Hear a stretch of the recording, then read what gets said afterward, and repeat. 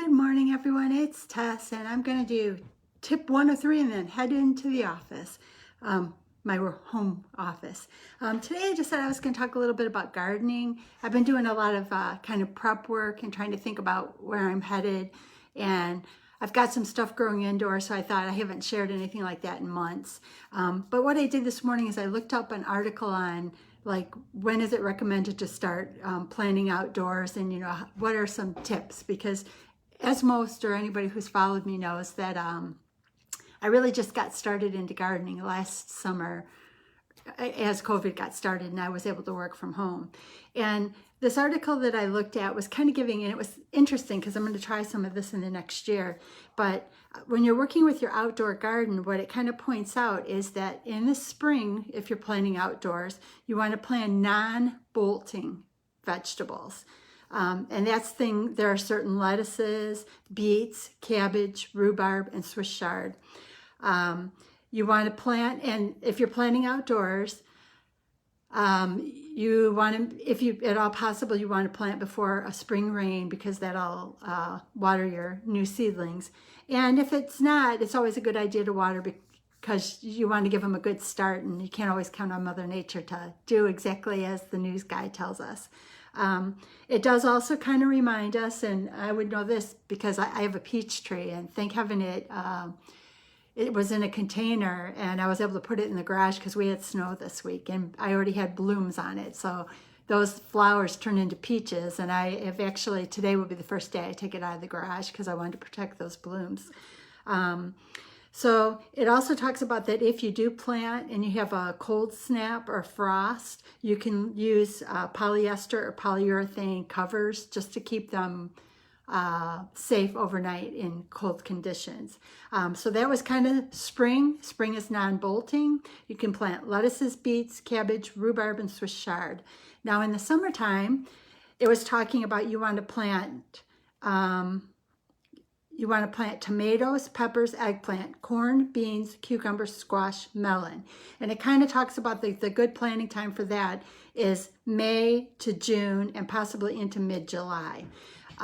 What it kind of also talked about is that as you get towards the end of summer, look for, and you can tell by reading your seed packets, look for shorter harvest times, because if you get them in somewhere between like, in the late summer, if you've got 45, 90 days, you can kind of judge by your area and you'll be able to get some harvests before you're done for the winter. It says fall, plant broccoli, cauliflower, Brussels sprouts, and kale. And you would do this in August to mid-October. It also talks about planting carrot seeds at that time.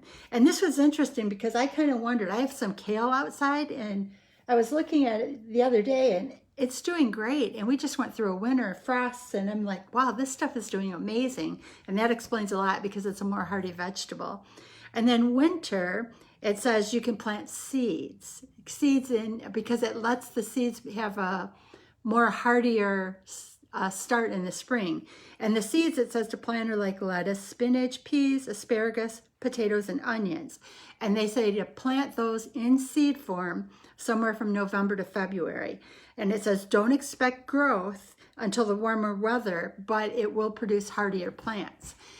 And I thought that this kind of was something I came into mind of because I've been playing with indoor stuff to get started and see what I can get going here at home, because starting at home also allows me to make sure there's no pesticides added, because we know even in the grocery store there's pesticides. And at this point in life, we don't really know how a lot of that is impacting us. And I see a lot of poison sprays, at least in one area, connected to me. So I want to try to monitor it because at this point we don't know if that's causing some of the medical conditions that we all face. So I want to get as close to avoiding the poisons as possible because I'm sure I'm getting a lot of them that I don't even realize.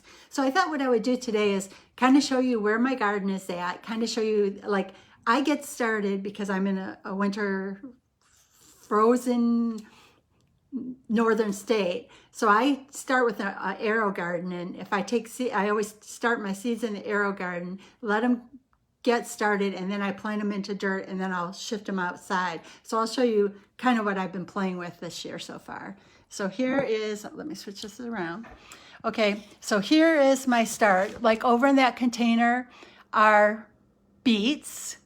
Down below, I took actually, and we'll show you. Some of this is we'll see how this works. I took the bottom part of romaine lettuce, and there's 3 of them in there, and they are actually starting to grow. So I won't have to buy seeds. I just took them from what I had in the house.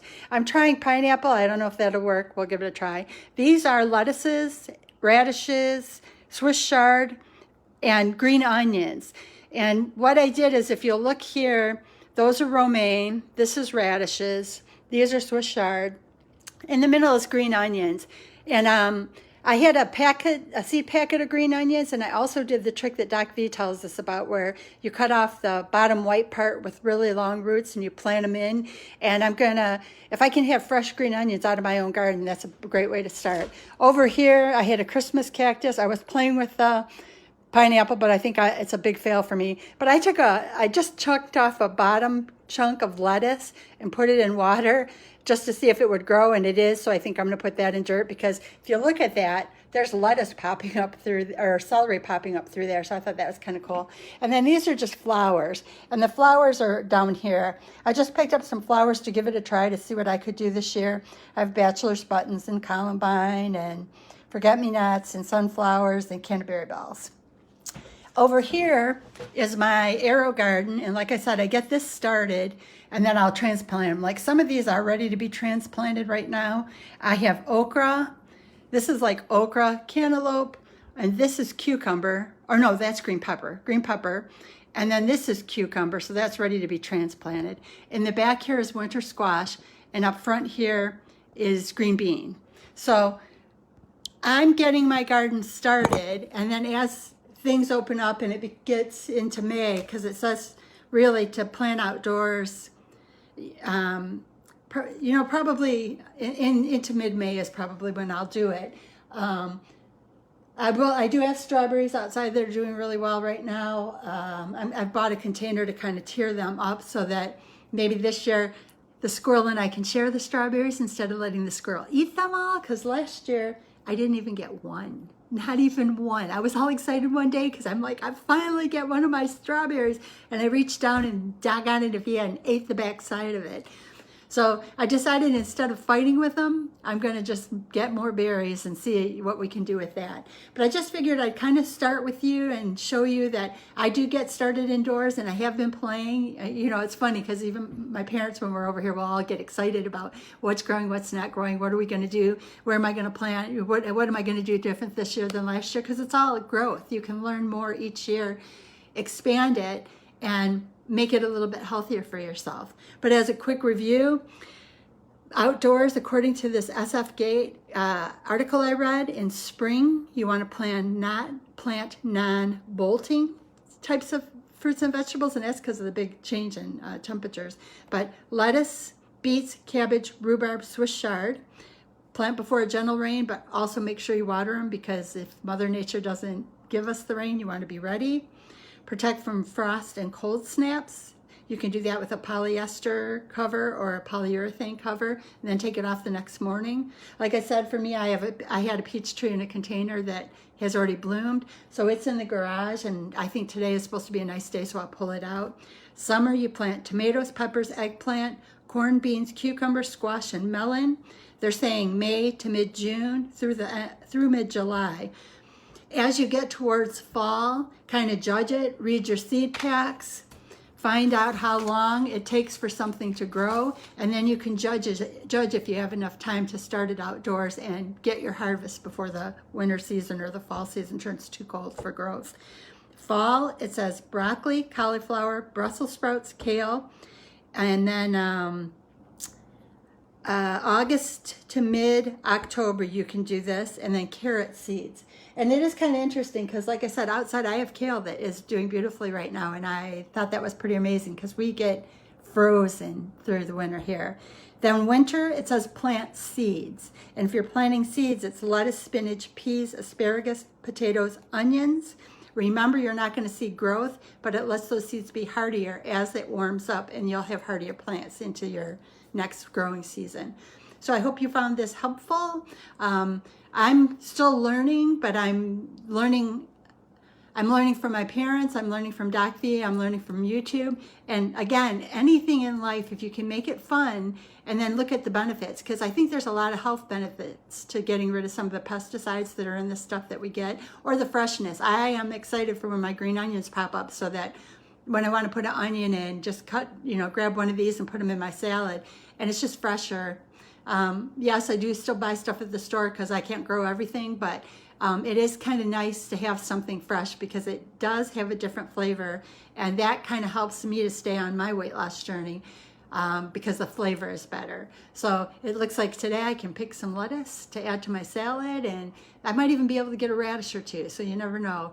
Because the smaller they are, the sweeter they are, the bigger they are, the less sweet they are. But it's a lot of fun. Remember, anything in life when you're trying to make changes, if you can flip it to be something that's enjoyable. Oh, hi, John. Little Johnny might be there. Hello, hello, hello. So try to flip it and make it fun, and give it a try. And maybe you'll find that the flavor of the fresh stuff is a lot better. And I think we're going to find it's probably healthier because it isn't packed with a lot of other pesticides. So I hope you have a beautiful, beautiful day. Remember spring, lettuce, beets, cabbage, rhubarb, Swiss chard, and watch it and protect it against frosts and cold spells. So I hope you have a beautiful, beautiful day. Thank you for listening. Remember, we're going into the weekend, and make it count. Enjoy it and make it count. Thank you.